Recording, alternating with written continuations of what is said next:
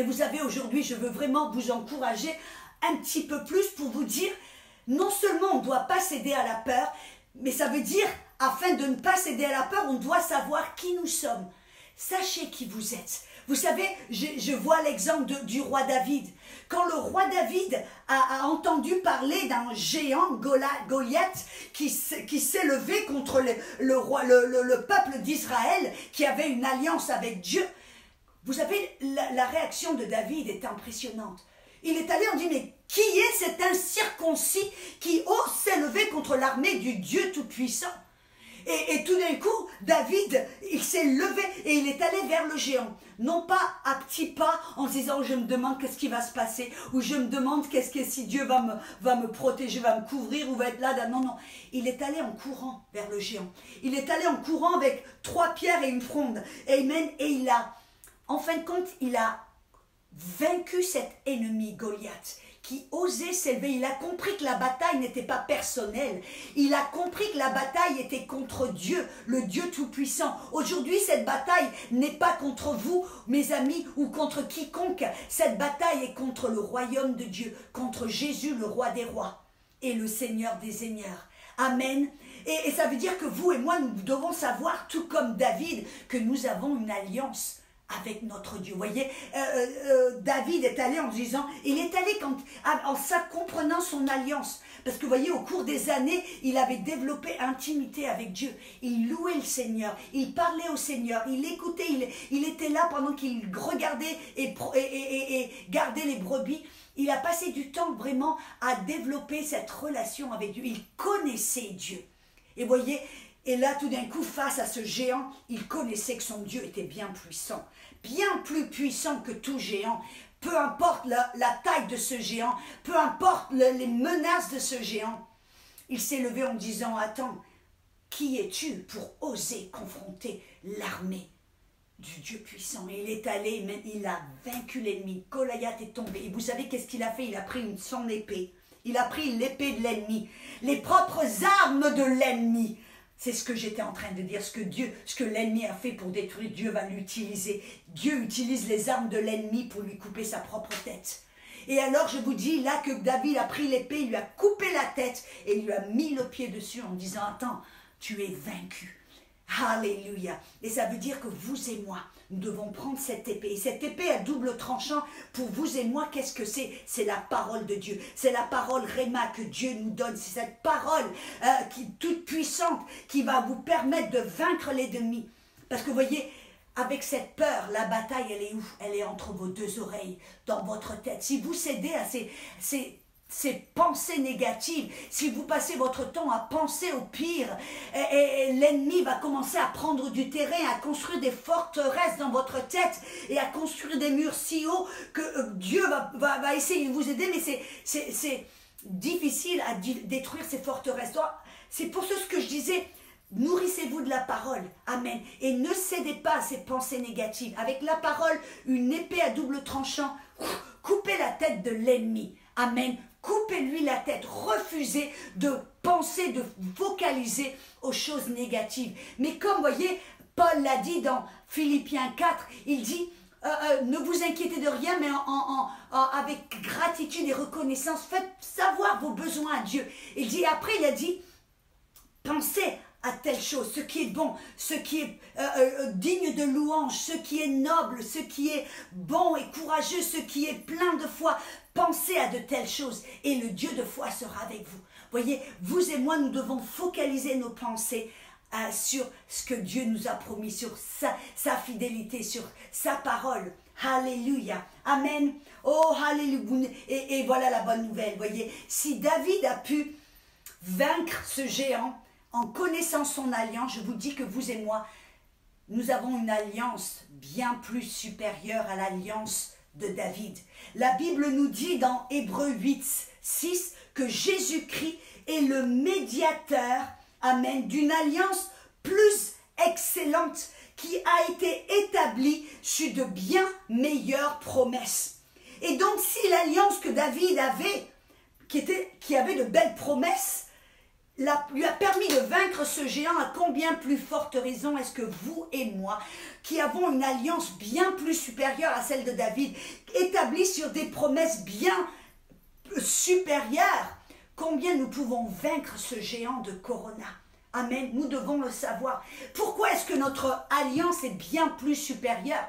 Vous voyez, ça me rappelle dans Matthieu 11:11. On voit que, vous voyez, quand les disciples de Jean le Baptiste sont allés vers Jésus pour lui dire, est-ce que tu es celui que l'on attend ou doit-on attendre quelqu'un d'autre? Vous savez ce que Jésus a fait? Il a guéri les malades, ressuscité les morts, purifié les lépreux, ouvert les yeux des aveugles. Et puis après, il s'est tourné vers ses disciples en disant, ce que vous avez vu, entendu, allez le dire à Jean le Baptiste. Et puis après qu'il soit parti, Jésus a dit, quiconque est né du ventre d'une femme, du corps d'une femme, est inférieur à Jean-Baptiste. En d'autres mots, Jean-Baptiste est bien supérieur à toute autre personne qui est venue avant Jean le Baptiste. Ça veut dire Moïse, Abraham, Élie, Élisée, bref, tous ceux que Noah, tous ceux que l'on connaît qui ont fait des exploits importants, extravagants et impressionnants, tous ceux qui sont écrits dans la Bible avec une foi impressionnante. Jésus a dit que tous ceux-là sont vraiment inférieurs à Jean-Baptiste. Jean-Baptiste est bien plus grand. Mais il a aussi dit, quiconque est né ou est né de nouveau dans le royaume de Dieu est bien supérieur à Jean-Baptiste. Pourquoi? Et il ne parle pas là des exploits, des choses que l'on fait, il parle là de notre position spirituelle. Parce que vous voyez, Moïse, Abraham, Élisée ou Jean le Baptiste étaient les amis de l'époux. Ils étaient les amis de Dieu. Mais vous et moi, nous sommes les enfants de Dieu. Notre alliance est bien plus supérieure parce que nous ne sommes pas seulement des amis ou des serviteurs, nous sommes enfants de Dieu. Ça veut dire que nous avons le sang de notre Père qui coule dans nos veines. Nous avons l'ADN de notre Papa Céleste qui est là dans notre corps. Oh, alléluia! Nous avons cette certitude que Dieu est notre Père. Il veille sur nous, il nous protège, il nous garde, il nous aime. Vous savez ce que la parole nous dit dans Éphésiens chapitre 1, versets 5 et 6? Il dit que nous avons été prédestinés à être adoptés pour lui par Jésus-Christ. Et il l'a fait pour la louange de la gloire de sa grâce, dans laquelle il nous a rendus agréables à notre Dieu dans le bien-aimé.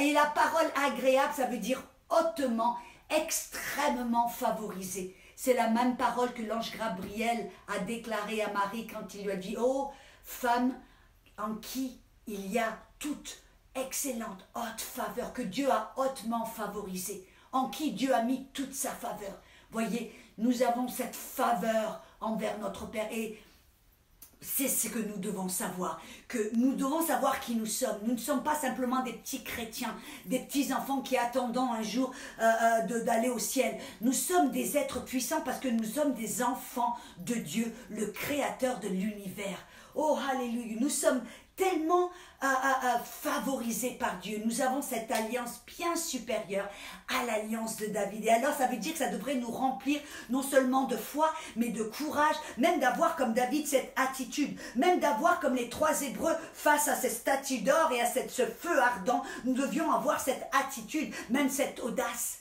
Amen. Parce que nous savons qui est notre Dieu, qui est notre Père bien-aimé et que nous sommes ses enfants. Alléluia. Et non seulement nous devons savoir qui nous sommes, mais nous devons savoir aussi ce que nous avons. Vous savez que Dieu nous a confié cette terre. Vous voyez, depuis le début des temps, quand Dieu a créé l'homme, il a créé Adam, la Bible dit que dans Psaume 115, verset 16, il dit « Les cieux, oui, les cieux sont à l'Éternel, mais la terre, il l'a donnée au Fils de l'homme. » Et c'est ce qu'il a fait. Il a créé toute la terre, tout ce qu'il a créé dans la terre. Et puis après, il a créé Adam et Ève. Et il les a appelés, il a dit, voilà, je te confie tout, je te donne tout. Tu multiplies, assujettis, domine. Et il lui a donné toute domination sur toutes ses œuvres. Et il a tout mis sous ses pieds. C'est ce que le psaume chapitre 8, versets 6 à 7 nous révèle. Amen. et que Dieu a tout mis entre les mains de l'homme. Nous avons, vous et moi, l'intendance de cette terre. C'est à nous de nous en occuper. Et je ne parle pas seulement d'une manière physique. Je ne parle pas simplement de nous occuper des forêts, des animaux. On doit s'en occuper, mais tout d'abord et principalement, vous et moi, nous avons l'ordre de nous occuper de cette terre d'une manière spirituelle. C'est à nous que l'intendance a été confiée. Et voyez, afin de pouvoir nous occuper de cette terre d'une manière spirituelle, Dieu nous a confié, tout comme à Adam, il nous a confié toute autorité. Mais vous dites, mais la Bible dit dans 2 Corinthiens 4,4 que le diable est le Dieu petit d, minuscule, et le Dieu de ce monde. Ou dans 1 Jean, il dit que tout le monde est sous le contrôle de l'ennemi. Oui, c'est vrai, parce que rappelez-vous, il y a une bataille entre le royaume de Dieu et le royaume des ténèbres. Mais la Bible nous dit aussi que Dieu nous a donné toute autorité sur toute l'œuvre du malin. Ça se trouve dans Luc chapitre 10, verset 19. Écoutez un petit peu, Jésus a parlé aux disciples et il leur a dit, voilà, je vous ai donné l'autorité de marcher sur les serpents et les scorpions. Et vous savez que les serpents et scorpions, c'est un symbole pour le malin, le diable, Satan, quel nom, peu importe le nom que vous lui attribuez, ou toutes les œuvres du malin, car il vient pour dérober, tuer et détruire. Il dit, et je vous ai donné autorité sur toute la puissance de l'ennemi. Écoutez, et rien ne vous nuira. Voyez, c'est notre héritage, c'est ce qu'il nous a été confié. Dieu dit, je vous donne l'intendance spirituelle de cette terre, je vous donne l'intendance et vous aurez autorité sur toute la puissance du malin. Vous aurez autorité de lui marcher dessus, vous pouvez, alléluia, marcher sur les scorpions, sur l'ennemi, sur les coronas, sur les virus et sur toute l'œuvre du malin et rien ne vous nuira. Même pas le corona, nous devons le savoir, voyez. Mais la Bible dit, le peuple meurt par faute de connaissance. Voyez, ce que vous ne savez pas peut vous tuer. Et vous devez savoir qui vous êtes. Vous devez savoir ce que vous avez. Vous avez toute autorité qui vous a été confiée par Dieu lui-même. Comme il l'a fait, il l'a confié à Adam. Et Adam l'avait perdu et là, plus ou moins, parce qu'il n'avait pas exercé son autorité, il l'a donné à l'ennemi. Amen, l'ennemi a eu pendant des siècles autorité et sans que l'homme puisse vraiment lui résister. Mais quand Jésus est venu, il est venu en tant qu'homme pour pouvoir reprendre cette autorité. Il est venu 100% Dieu, sans péché, avec cette puissance de marcher sur l'ennemi et de lui reprendre cette autorité. Et Jésus, homme de Dieu, fils de Dieu et fils de l'homme, a repris cette autorité. Et qu'est-ce qu'il en a fait? Il nous l'a confié à vous et moi. Et à partir du moment où vous acceptez Jésus comme votre sauveur, vous recevez cette autorité. Mais vous devez le savoir et vous devez l'utiliser. Ne soyez pas dans l'ignorance parce que vous savez, j'ai remarqué que la plupart, bon peut-être c'est de nombreuses personnes dans l'église avec un grand E, où ils ne savent pas qu'ils ont autorité et ils supplient, ils mendient, ils prient, ils pleurent en demandant de Dieu de faire quelque chose. Et quand véritablement Dieu nous a commandé de faire ces choses, il nous a commandé de parler à la montagne, il nous a commandé de résister au diable et il s'enfuira loin de nous. Amen, 1 Pierre 5,8. Il nous a commandé, amen, de guérir les malades, de chasser les démons. C'est à nous de le faire. Nous avons cette intendance et cette responsabilité, ce privilège. Mais il y a aussi ceux qui ne comprennent pas leur autorité, comment l'exercer et la puissance de cette autorité. Alors je suis là pour vous dire, non seulement vous êtes enfants de Dieu, vous avez l'intendance spirituelle de ce monde et Dieu nous a confié son autorité, la même autorité que Jésus avait sur la terre. Vous voyez, cette même autorité que le centenier a dit, simplement dit un mot, et mon serviteur sera guéri. Il comprenait qu'il était un homme, il comprenait l'autorité. Il dit, moi-même, je suis un homme sous autorité. Et quand je dis va, il va. Quand je dis viens, il vient. Parce qu'il comprend comment l'autorité fonctionne. Vous et moi, nous devons savoir comment l'autorité que Dieu nous a confiée fonctionne. Vous savez, Jésus a dit dans Matthieu 16, verset 19, il dit, je vous donne les clés du royaume. Et vous savez que les clés sont faites fait pour ouvrir et fermer des portes. Êtes-vous d'accord? Nous fermons et nous ouvrons des portes avec les clés. Et Jésus a dit, je vous donne ces clés du royaume. Et il enchaîne en disant, tout ce que vous lierez sur la terre sera lié dans les cieux.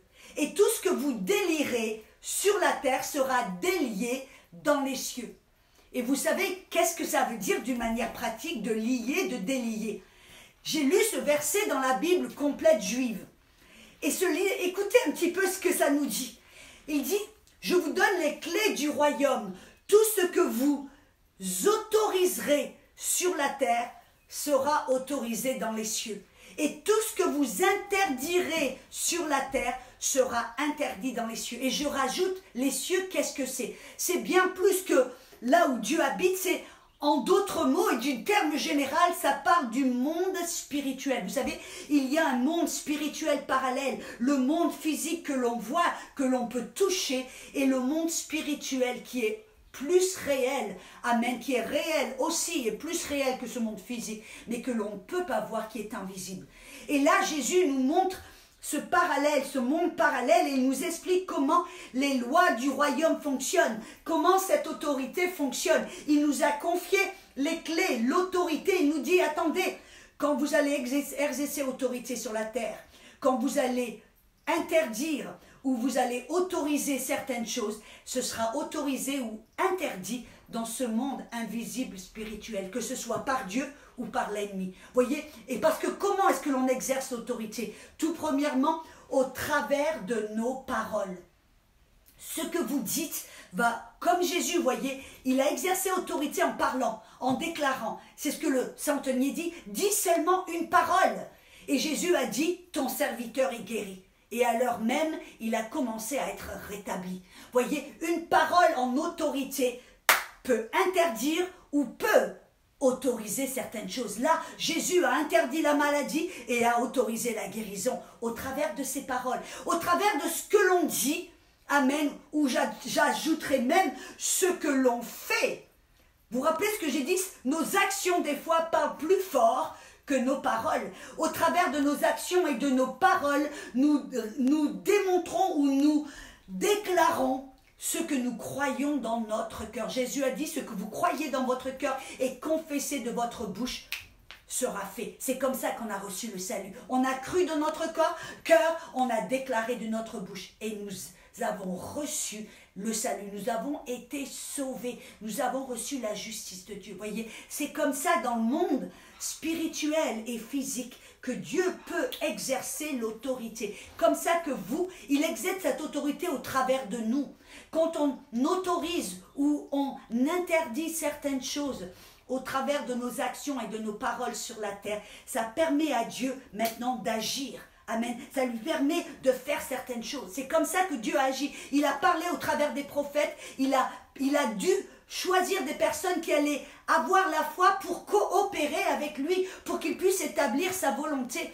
Et sa loi, les lois du royaume n'ont pas changé. Dieu agit de la même manière. C'est pour ça que vous et moi, nous devons nous positionner dans la foi. Nous devons parler, déclarer des paroles de foi. Parce que écoutez, voyez dans le monde en ce moment, c'est intéressant. Il y a une bataille de paroles qui sont en train de des échanges qui sont en train de se faire. Les seules choses que les gens parlent, c'est Corona ici, Corona là, Corona partout. Vous et moi, nous devons nous élever au-dessus et nous devons déclarer santé, vie, résurrection, puissance, Jésus. Avec nos paroles, nous devons déclarer la foi, la puissance de Dieu, la puissance du Saint-Esprit. Amen. Nous devons amener une contrebalance avec cette... Vous voyez, c'est comme une balance qui va d'un côté ou de l'autre. Et vous voyez, d'un côté, il y a l'ennemi, le monde, les médias qui parlent, mort, chaos, confusion, destruction, la descente économique, la destruction. Amen. Toutes ces paroles qui sont déclarées à court de journée. Vous et moi, nous devons amener Voyez ce que c'est comme ça en ce moment. Nous devons emmener un équilibre avec nos paroles, frères et sœurs. Nous devons emmener un équilibre de déclarer quelle est la volonté de Dieu, déclarer quelle est la parole de Dieu, ce que Dieu dit, ce que Dieu désire déclarer. Nous sommes le prophète de notre vie et nous sommes en tant que gérants et intendants de cette terre et de cette autorité spirituelle. Nous devons déclarer, prophétiser ce que Dieu dit, ce que Dieu fait. Ce sont des paroles pleines de foi, pleines de vie, pleines de résurrection.